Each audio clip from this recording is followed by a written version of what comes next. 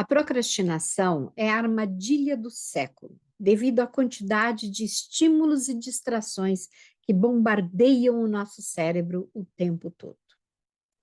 As pessoas com elevado neuroticismo procrastinam porque elas são ansiosas e o ansioso procrastina. Ele trava, fica paralisado. Ela já tem um humor deprimido, para baixo, portanto, não tem energia, não tem impulso. E a energia é necessária para que você execute as coisas. Ela também tem vergonha, porque é tímida, então é mais um motivo para procrastinar. A pessoa que tem baixo neuroticismo, ela também procrastina, porque ela tem, assim, uma estabilidade exagerada. Ela não detecta as ameaças, os riscos. O cérebro dela não é sensível e não detecta a ameaça. E ela é muito tranquila, então ela deixa de fazer as coisas que precisa ser feito nesse momento e não se protege, né, de consequências no futuro. A pessoa com elevada conscienciosidade também pode procrastinar, pelo perfeccionismo. Ela é tão diligente, quer as coisas tão idealizadamente perfeitas, que ela não faz. Ela nem não começa, ela não faz o que precisa ser feito, porque nunca está bom o bastante. Está tudo pronto, mas ela fica esperando, né, um cenário, um contexto, enfim, ela procrastina e ela não começa. E a pessoa com baixa conscienciosidade procrastina? Sim, porque ela tem dificuldade em ter foco, em ser diligente, em executar. Ela é impulsiva, ela sabe que tem que fazer, sabe o que tem que ser feito, mas ela não consegue se colocar a fazer, simplesmente procrastina. E a pessoa extrovertida procrastina? Procrastina, porque ela tem assim muita necessidade de estímulos agradáveis e empolgantes. Então ela começa e para e vai buscar esses estímulos, porque ela precisa deles. Por isso elas param e vão tomar um café, falar com alguém, ela vai buscar um novo estímulo. E daí ela procrastina o que ela deveria estar fazendo nesse momento. E os introvertidos, eles procrastinam? Procrastinam, porque eles evitam estímulos. Quando eles têm que fazer algo que eles já sabem, né, que vão se expor a muitos estímulos, eles evitam começar, ou seja, eles procrastinam. É um mecanismo de proteção inconsciente, mas gera procrastinação. E extrovertidos, eles têm, assim, a maior dificuldade em focar em uma única tarefa do início ao fim, porque eles param de sentir a empolgação daqueles estímulos, e isso é horrível para o cérebro deles. Como você pode perceber, a raiz da sua procrastinação está na sua genética, na sua personalidade. Por isso, não depende só de força de vontade. Você precisa se conhecer para identificar a sua raiz da procrastinação. E você pode ter mais de uma, porque você pode ter mais de um perfil. Então, a procrastinação, ela é o sintoma. Então, você tem que ir atrás da causa que está lá na raiz da sua personalidade. Por isso que é tão importante você estudar e conhecer o seu perfil.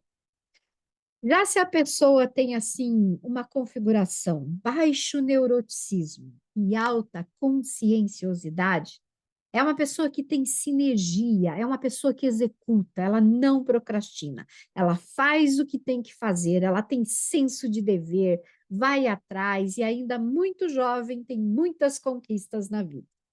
A alta conscienciosidade faz ela fazer o que precisa ser feito. E o baixo neuroticismo faz com que ela tenha, assim, uma estabilidade emocional que beneficia a saúde mental e a energia que ela precisa para colocar os projetos em ação. Só que nem todo mundo é assim. É um erro medir os outros pelos nossos traços de personalidade. Aquilo que você chama de fraqueza pode ser a maior dor da outra pessoa, a maior dificuldade da vida de outra pessoa. Para quem tem uma configuração desfavorável, é muito difícil ser assim. A pessoa se sente culpada, tem baixa autoestima, não tem confiança, fica ruminando os acontecimentos, se vitimiza. Ter uma configuração de personalidade ruim é realmente muito difícil para quem tem. Apesar dos nossos traços de personalidade estarem arraigados na nossa biologia, tem alguma coisa que a gente pode fazer, né? Podemos mudar a nossa personalidade? Bom, até podemos melhorar, digamos assim, né? Estudos comprovam que o cérebro humano se transforma durante a vida inteira. Mas o primeiro passo é ter consciência, entender os seus padrões invisíveis. Cada armadilha da sua mente vai ter diferentes raízes da sua personalidade. E você precisa entender isso se você quiser mudar algo na sua vida. O cérebro e o corpo das pessoas com traços diferentes funcionam de maneira diferente. Eu vou dar um exemplo para vocês entenderem. A ocitocina, ela é um hormônio produzido no cérebro.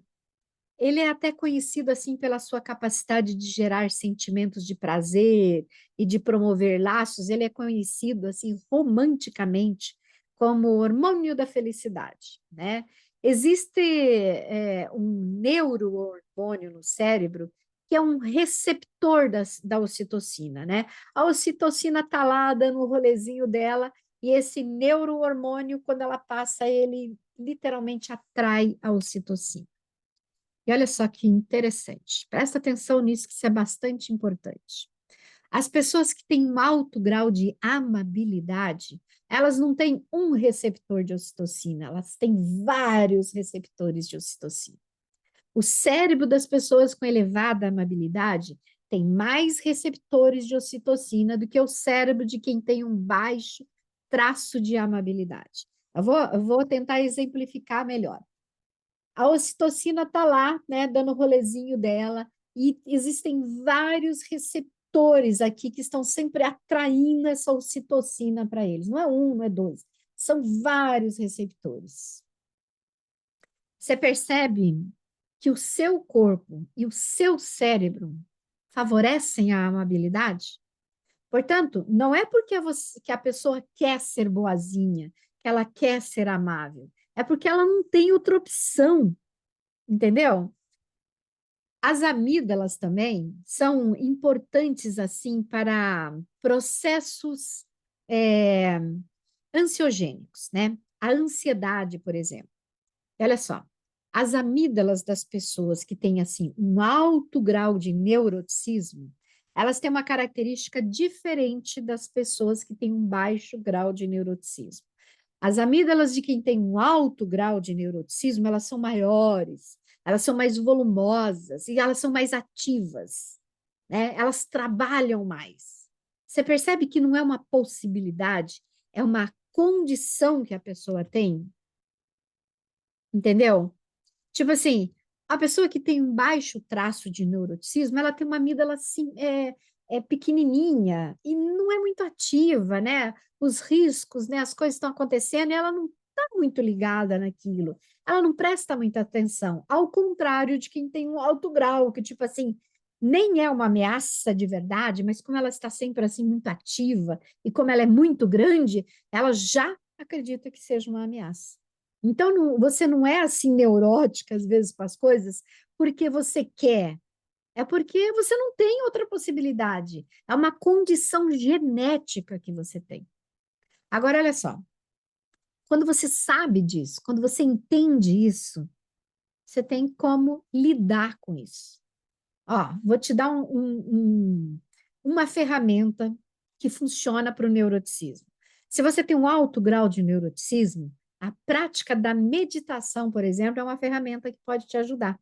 Porque os praticantes de meditação, eles têm uma redução no volume e nas atividades das amígdalas.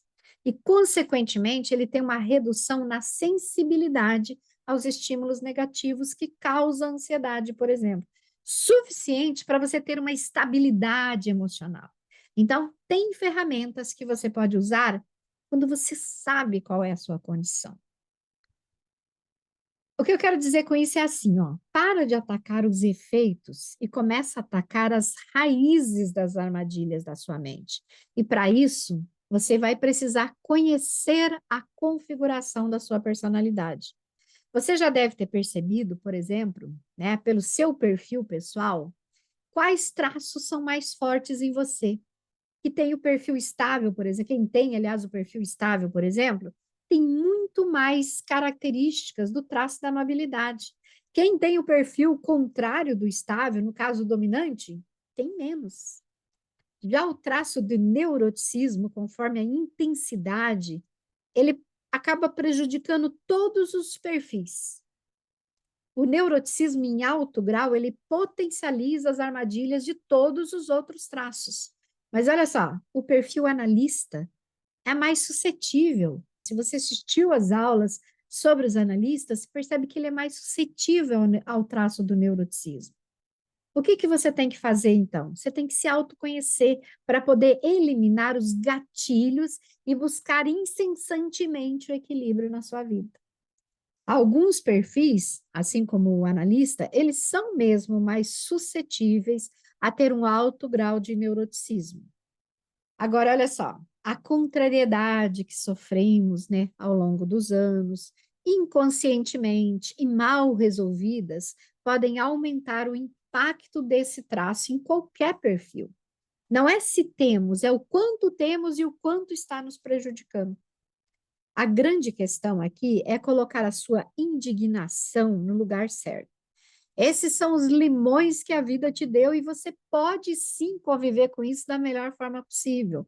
Mudar a personalidade é de longe a coisa mais difícil de fazer.